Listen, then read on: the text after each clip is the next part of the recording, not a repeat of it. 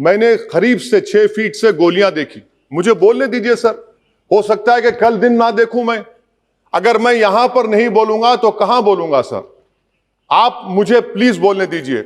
Sir, मैं आपसे गुजारिश ये करना चाहूंगा कि आप हरिद्वार में, रायपुर में और इलाहाबाद प्रयागराज में मेरे बारे में क्या कहा गया? आपके नाईबी की रिपोर्ट है ना, आप क्यों छुपा रहे उसको? देखिए, मैं मौत से नहीं डरने वाला हूं, हम सबको जाना है इस दुनिया से। बल्कि मैंने कह दिया कि मैं इस वतन में पैदा हुआ, मेरी मां की कोख से तो जमीन पर लिटाया गया। जब मेरी आंख बंद हो जाएगी तो इंशाल्लाह औरंगाबाद की जमीन मुझे दफनाया जाएगा। मगर मैं आपसे अपील करना चाह रहा हूं सरकार से सर, कि जो कुछ बातें की गई हैं उसको देखिए। मैं जेड कैटेगरी सिक्योरिटी नहीं चाहिए मुझे, मैं हरगिज नहीं चाहिए मुझे। मैं 94 से पॉलिटिक्स में हूं। मैं आजाद जिंदगी गुजारना चाहता हूं। मैं घुटन के साथ जिंदा नहीं रह सकता इस दुनिया में। मुझे जिंदा रहना है तो अपनी आवाज उठाना है, मुझे जिंदा रहना है तो सरकार किसी के उनके खिलाफ बोलना है, और अगर गोली लगती है तो मुझे कबूल है, मगर मैं घुटन की जिंदगी नहीं गुजार सकता सर। मेरा मानना यह है कि संविधान में अगर देश के गरीबों को, मजलूमों को, अल्पसंख्यक समाज को सिक्योरिटी मिलेगा तो मुझे मिलेगी। सर, आपकी चिंता हमें है ना सर, मैं इसलिए सिक्योरिटी दे रहे हैं सर आपको नहीं सर। देश के गरीब बचेंगे तो मैं बचूंगा। ओवैसी की जान इखलाक पीलू से बढ़कर नहीं है सर।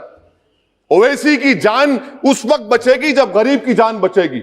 इसीलिए मैं आपके जरिए सरकार से अपील करना चाहूंगा कि सर, इस नफरत को खत्म करिए, इस नफरत को खत्म करिए और इस पर आप गौर करिए। मैं नहीं लूंगा सिक्योरिटी, मैं जेड कैटेगरी नहीं चाहता हूं सिक्योरिटी। मुझे ए कैटेगरी का शहरी बनाइए आप, मुझे एक कैटेगरी का शहरी बनाइए ताकि मेरी और आपकी जिंदगी बराबर हो। जब देश के प्रधानमंत्री पर सिक्योरिटी ब्रीच हुआ, अपोजिशन की तरफ से मैंने कहा था कि गलत हुआ। सब सेकुलर पार्टी के लोगों ने कहा कि ओवैसी तुम क्यों बोले? मैंने कहा नहीं, देश का प्रधानमंत्री मेरा है, सिक्योरिटी ब्रीच हुई तो एक्शन लेना चाहिए। मगर 4 मर्तबा के एमपी पर कोई 6 फीट के फासले से 4 गोली चलाता है। मुझे मौत है, हम सबकी मौत है, मगर मैं इन गोली चलाने वालों से डर कर खामोश नहीं बैठने वाला हूं। और मैं दुआ करता हूं कि उत्तर प्रदेश में पुरअमन पोलिंग होगी इंशाअल्लाह। उत्तर प्रदेश की जनता गोली चलाने वालों का जवाब बैलेट से देगी, नफरत का जवाब मोहब्बत से देगी, और कमजोरों को दबाने का जवाब हिस्सेदारी से देगी।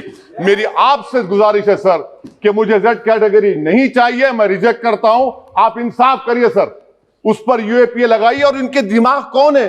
2 लोग रेकी करते हैं, उनको मालूम कि मैं मीरठ किठौर से आ रहा हूं उस टोल गेट पर, और 6 फीट के फासले पर गोली चलाते हैं। तो आप देख लीजिए सर, आप सरकार के हवाले, अगर आप इंसाफ करना चाहे आप इंसाफ कर सकते, मगर रेडिकलाइजेशन आपको नुकसान पहुंचाएगा और इससे राइट विंग टेररिज्म बढ़ेगा। शुक्रिया सर। दिनांक 3 फरवरी 2022 को सायंकाल लगभग 5:20 बजे श्री असदुद्दीन ओवैसी सांसद लोकसभा किठौर मेरठ उत्तर प्रदेश के जनसंपर्क कार्यक्रम करने के बाद दिल्ली लौट रहे थे।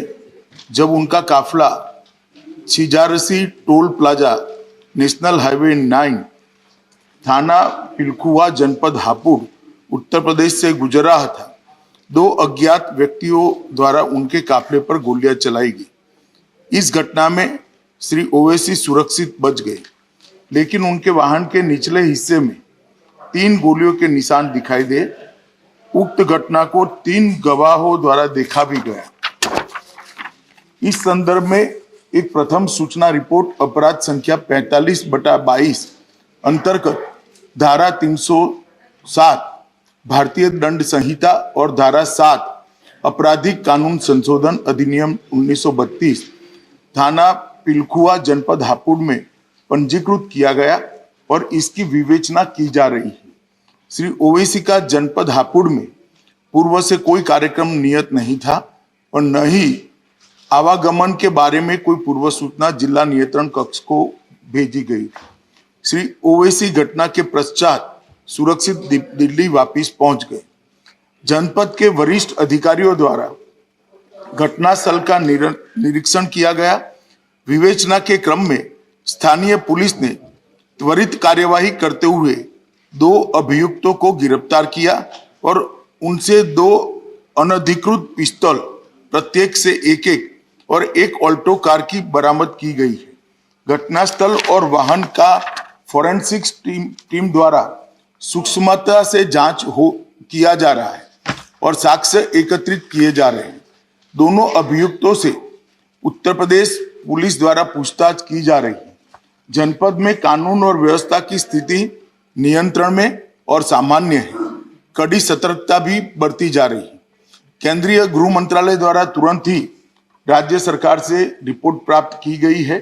पहले भी कई मौकों पर केंद्रीय सुरक्षा एजेंसियों के खतरे के आकलन के आधार पर श्री ओवैसी को सुरक्षा प्रदान करने के लिए केंद्र सरकार ने निर्देश जारी किए हैं, लेकिन श्री ओवैसी द्वारा सुरक्षा लेने के लिए अनिच्छा के कारण दिल्ली पुलिस और तेलंगाना पुलिस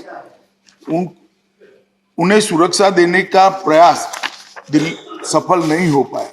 श्री ओवैसी के खतरे का पुनः मूल्यांकन कराया गया है और खतरे के आकलन के आधार पर उनका दिल्ली में बुलेट प्रूफ कार के साथ अखिल भारतीय स्तर पर केंद्रीय रिजर्व पुलिस बल की जेड श्रेणी की सुरक्षा प्रदान की गई है। मेरा वक्तव्य समाप्त हुआ, मगर हमारे पास जो मौखिक सूचनाएं श्री ओवैसी के द्वारा भेजी गई, उन्होंने अभी भी सुरक्षा लेने से इनकार किया है। मैं सदन के माध्यम से श्री ओवैसी को विनती करना चाहूंगा कि वो तत्काल सुरक्षा ले ले और हम सबकी चिंता का समाधान करें। धन्यवाद।